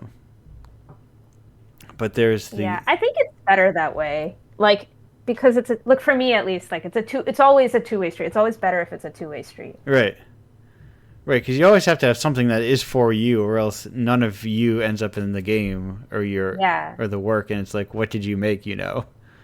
Yeah. Or it's But that also classic- you need an audience, because like like you need someone to tell you they don't understand what the hell you're talking about. Sorry, excuse my French. Yes. Oh, that is the politest of language that's been used on this show. It is. But yeah, no, it is right, because it is the benefit of like getting your work in front of somebody else for once. Yeah. Of like, oh, I don't. It's like sometimes you are too in your head and you don't know, you didn't convey an idea properly, or sometimes you didn't realize what you were conveying fully, and you go, oh, Yeah. I didn't see that, and then like in a good way. There's a lot of times where I'm very all about like the self sort of like going all in on your own bullshit, right? Yes. Absolutely yielding to your own shit. But often I think about what happened on Metal Gear Solid 3 with Kojima, and how his team regularly held him back from absolutely batshit decisions. And the game is infinitely better as a result. Yeah. Yeah. Yep. Yeah. Self-indulgence is Agreed. amazing within reason. Yeah, the people. It's the problem with auteurs that people forget about is that auteurs all have collaborators, so they're really not Yeah. all these all-powerful creators. They are often creators with a consistent like team of people that they like to work with. Yeah. Yeah. Yep. Yeah, But it's all about that. It's all about that back and forth. You gotta have it. right, and or it's like you know that like you like if you like, oh yeah, if I know if I make a scene like this, I trust this actor to be able to pull it off exactly. Just like Yeah. they're gonna know what to do with it. Mm-hmm. Yeah, the amount of times we've been making dinner in the kitchen and I'll be talking about this like wild design decision I have, and I'm just like, oh, I'm going to do this, it's going to be this way, and it's going to function like this, but it's going to be completely incomprehensible. And then my boyfriend will turn around and be like, maybe you should soften it a bit and do this Right. instead. And I'll be like, no way. And then tomorrow I wake up and I'm like, nah, he was right. Yeah, right. Yeah. Sometimes you're like, yeah, it's just the fine. I think the important thing is like getting that from from people you trust. Yeah, Yeah. exactly. Like I've become, even before I started publishing Indiepocalypse, just bringing my own work to events, I was done with receiving feedback from strangers. And Yeah. I was like, I just became disinterested, and I was probably, I was at a demo night, and I tend to get very snide with people when they tell me to do things or how things should get done. Mm-hmm. But someone was finished the game, they're like, oh, I didn't, I liked it, but I didn't quite get, maybe I was missing the memes or something, and there were memes that I didn't get, and I said something to the effect of, oh no, there are no memes. Sometimes people just like to tell jokes. Those are called jokes. And sometimes I just realize these kind of like all these different kind of perspectives, and it's kind of like things that are meant for consumption. Like, oh no, like all these things are meant to be piles of things that I recognize. Right. Strung together, and then I point at them like the guy pointing at the thing on the TV. Ironically, a meme. Ironically, yes. Yeah. But it's one of those. I think. Yeah. Sorry, go ahead. My bad. No, they are also like a weird cultural shorthand, because I can say that you know exactly what I'm talking about. Yeah. It conveys a broader idea. Kind of like its own spoken language in some way. But it's also like a fun way if you want to see everything very quickly get the life drained out of it in the sake of content. Yeah. I think like yeah. the like feedback from strangers has to be taken only in a very structured Yeah. situation, like formal play tests and stuff. Whereas like qualitative feedback, I feel like, especially if you're not making something for like mass distributed, like if you're not making a Marvel movie or like a Marvel movie, like a Ubisoft game or something that's like for a very, very broad audience, then you really just want, like if you're making art that's kind of, so to speak, for yourself, then you want feedback from someone who actually like loves you and wants you to express yourself. Yeah. And not someone's like, oh, this is kind of weird. I don't get it. Like you don't want, that's like the worst. Well, I think that like the two worst things for me to hear is I don't get it and it's boring. Right. But I'd rather people not get it than if it's boring. Yes. I definitely, it's a skill to develop of understanding like, okay, here's a bunch of people I don't know who are saying conflicting things about the thing that I'm working on. But here is a person who works in my field who says a thing, like I'm going to weigh that a bit more, right? Right. Yeah. And like a person who's theoretically their perspective you understand. Yeah. Yeah. That is very much, we're all those college professors saying manga art is bad, Yeah. The power dynamics there are also really yes. bad. Yes. Should I listen to an art professor about the quality of my art as opposed to just like whatever skill that they're teaching? Right. But as opposed to like the meaning or whatever. I don't know. I had trouble with that too growing up. So, Yeah. Somewhere, every time that happens, Scott McCloud sheds a single tear and goes, "They're all comics, No. They're all actual." But it is. Yeah, no, it is. There is like, art is big and complicated, and I feel like the internet has only made like it better and worse in a lot of ways, of like making you feel that you have to like make the right thing, you know? Yeah, Adhere yeah. to certain avenues of creation rather Like- than just Yeah. exploring. Right, like Yeah. how is it like coming into comics in the age, like the rise of webtoon, you know? That's the thing I'm always Yes. Yeah. which is like its own very specific kind of thing. Yeah, it's so hard to balance, I think, like increasingly and more like precariously, like Yeah. doing art for yourself because you need to, because we all need to, Yeah. and then like doing art as a job because you also need to, because you need to feed yourself and live. But yeah, I think like it's hard to like, the internet makes things like flatter, I think. So it's hard Yes. to sort of find a way of like art making in that, because art making is inherently gray. So Right, right. Well, we have Yeah.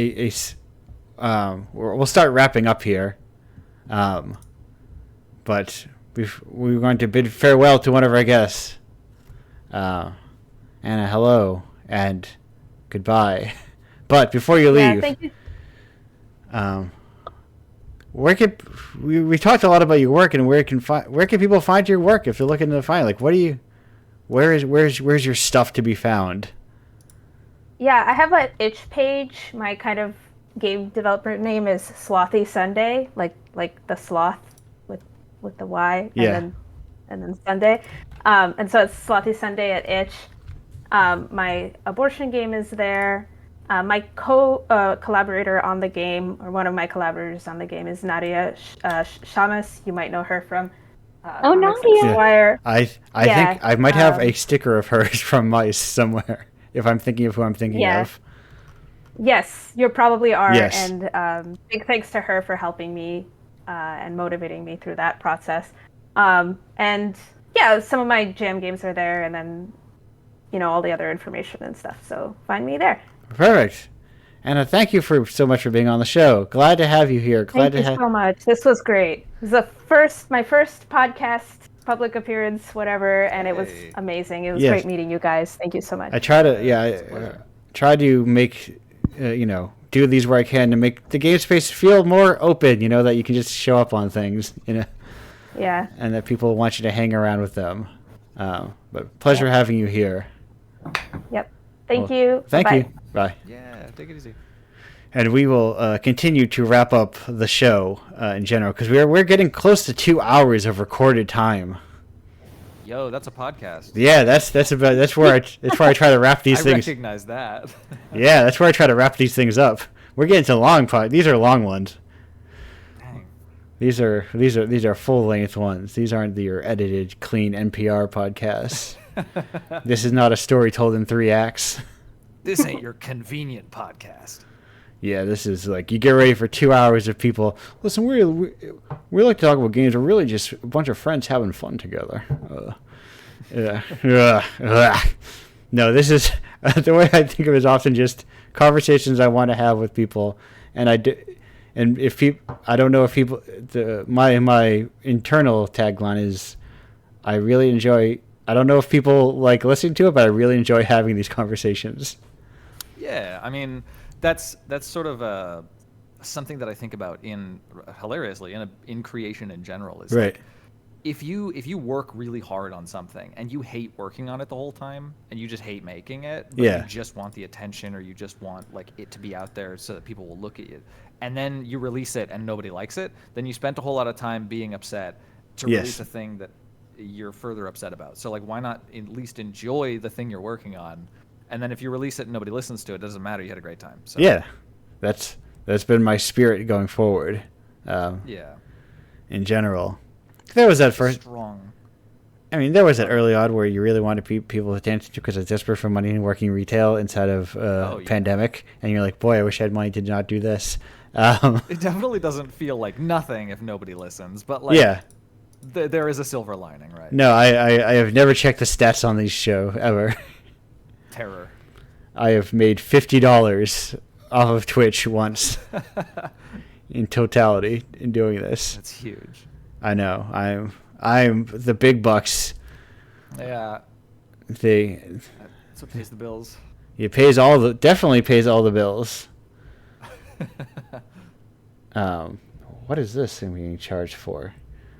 Oh, I know what that is. It's cassette holders. Oh, that's important. Yes, very important. Now, before we wrap up, did anyone else have any last minute crucial statements, questions, things they need to get out before we start wrapping up the show? I'm feeling pretty comfortable. Just thank you so much for having us. Yeah, Perfect. thank you for having us.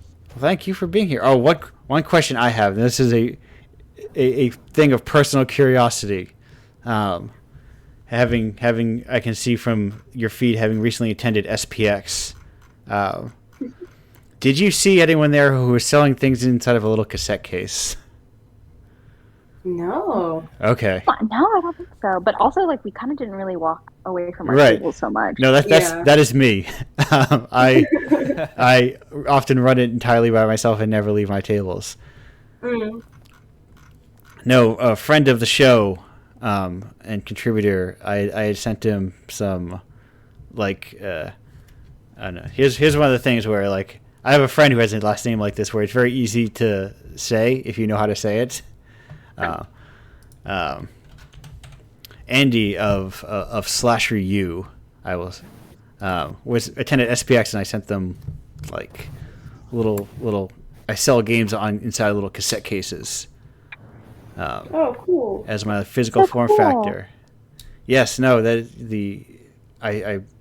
it works well because I'm also I am chasing down the, like that risograph, easy to print kind of form factor for games a lot, Yeah. of like what is something that's like easily reproducible that anyone can make if they just like, okay, for like extremely minimal investment. It's Yeah. also very tactile. Oh, yes. Yes. Yeah, I have, inspired by the aforementioned maker of the bundle launcher Ash K, was doing this in Toronto and got like a little carrying case for cassettes. And I got one as well, and you can just like flip it open and there's like, you have like 30 cassettes. And it's a cool form factor That is really cute. of just being able to open a briefcase. But no, enough of that all aside. Thank you all for being here. I'm going to go around circle style, according to this. And Sarah, where can people find your stuff if you want to help? If they're looking to find your stuff? Yeah. I guess like for Lucky Pocket, we're just at Lucky Pocket Press on Instagram, www.luckypocketpress. And on Twitter, I guess, we're Pocket Teeny. Pocketini. Fuck, it's one of those like, oh, how do I say this little? I just like, wow, it is such a funny name, huh? Yeah. But if you look up Lucky Pocket Press, you'll find us. Yeah, and then that's us. Perfect. Yeah, and highly recommend you go pick yourself up a knapsack and maybe some other risographs. There's an artist in there that is an upcoming Indiepocalypse cover artist. I'm realizing. Wow. Yo. Yeah. I think for January maybe or December, I forget. But yeah, no, that is also like when I say I flip up these books, I got this month in the month of October, I usually just scroll the Shortbox Comics Fair looking for artists of like, which are the artists I want to commission coming up. Because artists make a lot of cool stuff. That's why I have them on the show. Speaking of artists making cool stuff and why I have them on the show, hey, that's Indiepocalypse. It's the thing I make. You can find it, of course, at indiepocalypse.com. It's the easiest URL to get to the thing. You can submit games at indiepocalypse.com/submit. There's, of course, you basically just do /indiepocalypse/ the things you want to look for, and they're probably there. If you're looking for newsletters, Patreons, submissions, they're all there.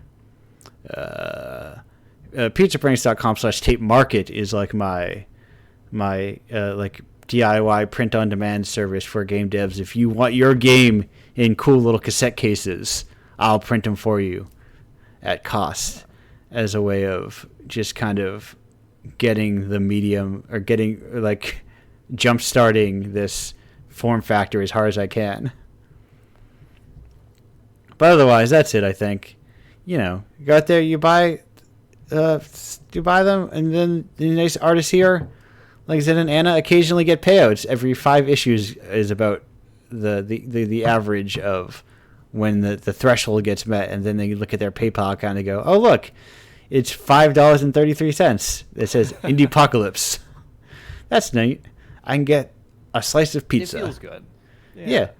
No, I am a strong proponent of royalties and residuals and all that sort of stuff. Of, so long as somebody's profiting off of your work, you should also be profiting off of it, is the broader mentality I have. Yeah. That said, that's everything. That's the show. Sarah, Steph, Zen, thank you all for being here so much. Yeah, absolutely. Pleasure to have you all. Thank you for having us. Thank you. Yeah, this is super fun. Thanks. Thank you. And I'm gonna find all the things to make the thing go away. Oh, Zen, I did. Fuck your stuff. I seized the transition too quickly, and That's all right. I'm like, wait a minute, I'm missing a URL here. You've got stuff too. We talked about a lot. Where can people find your work? If you're looking to find it. So you can find most of my art and most of my work when I'm finished with my website, which is beak.zone. Otherwise, I'm on Twitter and Blue Sky. Blue Sky, I'm beak.zone as well. Twitter, I'm palefeatherzen. Otherwise, my itch is just zenuel.itch.io. Perfect. Yeah. Yes. Yeah, beak.zone, good name for a website. Yes, I am almost done actually making the website part. Right now, it just redirects to my Patreon, but that's also Yes, good it's for me. a good place for it to redirect to. Exactly. Yeah, that's the fun thing where we all have to individually go out and get money individually from a million different people. I'm just shaking my hat. Yes, all of us walking around shaking our hats. Oh, Yeah. previous cover artist just had Toyoyo Lee just had a release with Paradise Systems. I'm seeing through according to this Patreon notification. Whoa. Look at that. Patreon, Yes. shaking their hat. Shaking their hat. Love it. All right, now actual goodbye for real. Now that I remembered everyone. All right, goodbye for real this time. Thank you.